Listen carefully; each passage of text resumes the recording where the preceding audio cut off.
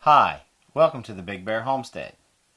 Today is episode number 2 in our preparedness series.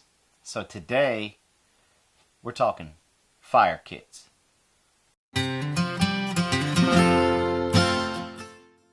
Alright, before we dive into my Altoids 10 fire kit here, what is a fire kit? Well, in its basic definition, a fire kit is just a group of tools or materials that you would need to be able to start a fire in a survival situation.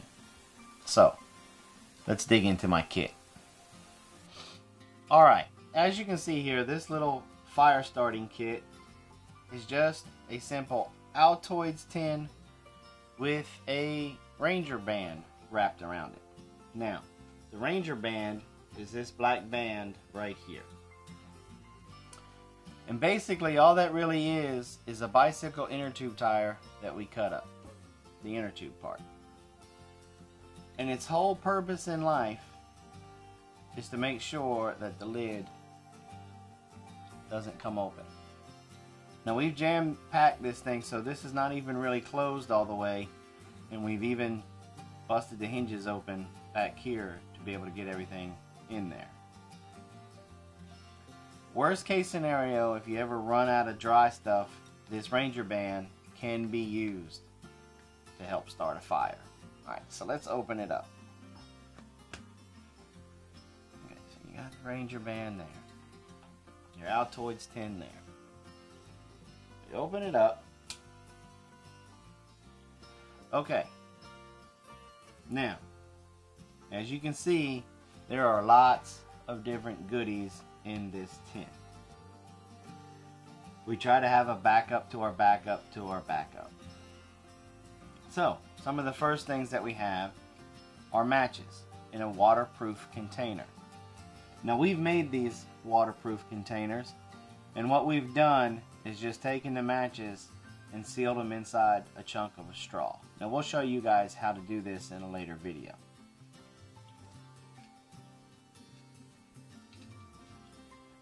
Now with those matches, we also have the trick candles.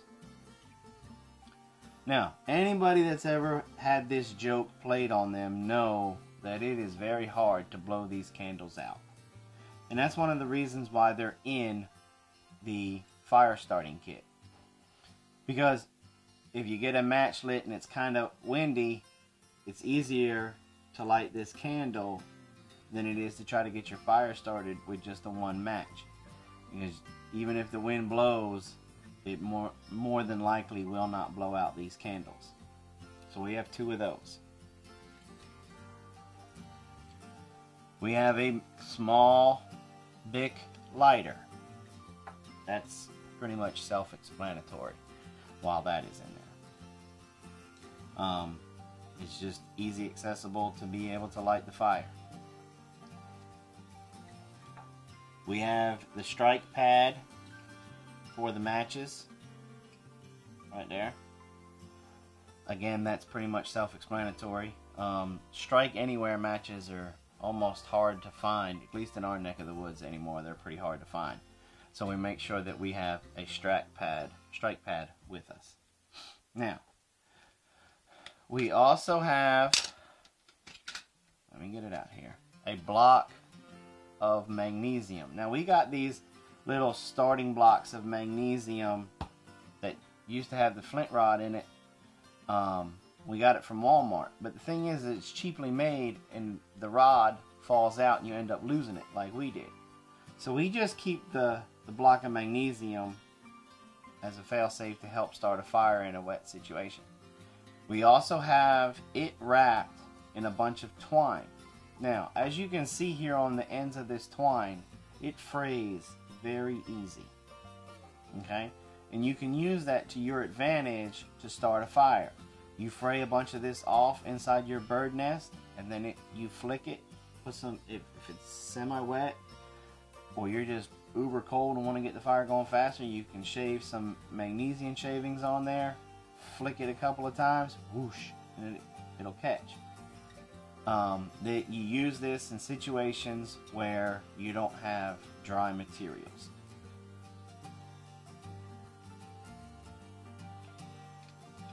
We have a couple of cotton balls. Okay, those are to be used as dry kindling, no different than some dryer lint would be used. So you have those. Now you have your old Sparky here. Okay, some people have a hard time with using the flint. Okay, it's not that hard for me. You just take and throw. Okay, this is a very reliable source to be able to start a fire with once you learn how to do that. And we're going to do a video to show you guys how to make your bird nest and how to use that tool, flint and steel, to be able to start a fire. Now, and that's the end of my can. Now, another good point with the Altoids can is I know it's not a lot, but you could clean that out and you could use that to boil a little bit of water if you had to, worst case scenario. Now, on the top part of our lid, we have taken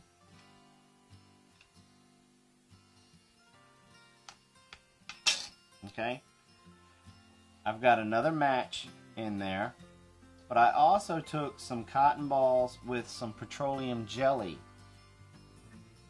and sealed them in the straws. The reason for that is in a wet situation that can be used to help start a fire. Okay, so those are the compartments or the tools that are inside my fire kit. Okay, so there you have it. Our video on a fire starting kit using an Altoids tin.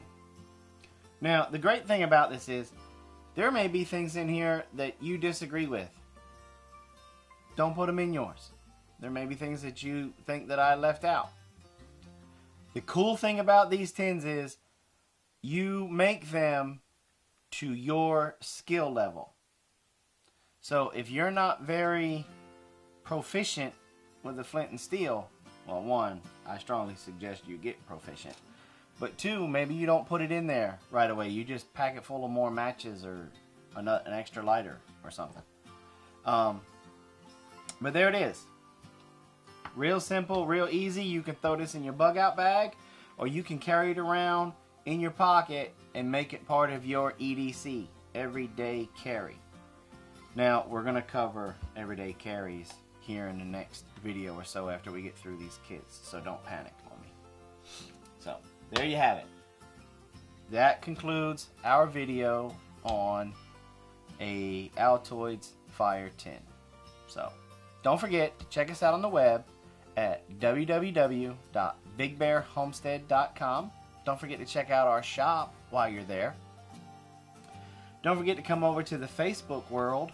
Give us the old like. Come on over and follow us on Instagram and Twitter. Now, the reason why we've been telling you guys for like ever to follow us on our social media stuff is because Mama has an oils class every Monday. And we always give out free samples when it comes to the essential oils. So you have to check out the social media to be able to get the password to be able to have a chance at winning a sample of those essential oils. Speaking of Mama's oils class, don't forget our live streams every Monday and Saturday, tomorrow, as part of the Homestead Network. Please check out thehomesteadnetwork.com. That's thehomesteadnetwork.com, so that way you can get a list of all the other amazing YouTube channels that are a part of this network. You can have when you go to thehomesteadnetwork.com, you can click on show times. Bam! You'll be right there. You'll know exactly when Alderman Farms is coming on. You'll know exactly when Hope's Homestead is coming on. You'll know exactly when Big Bear Homestead is coming on. You'll also know exactly when them crazy folks over there at Big Family Homestead, when they're coming on. Also, while you're at thehomesteadnetwork.com, do me a favor. Go in that upper right hand corner. Leave us your email. It's not for spam. Well, that's because I'm not in charge of it. If I was in charge of it, I'd spam you. Just playing.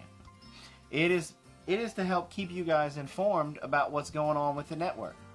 Whether a showtime has changed, or maybe channels had flipped for this week because of anniversaries, birthdays, holidays, whatever. It's no different than somebody taking a shift at work.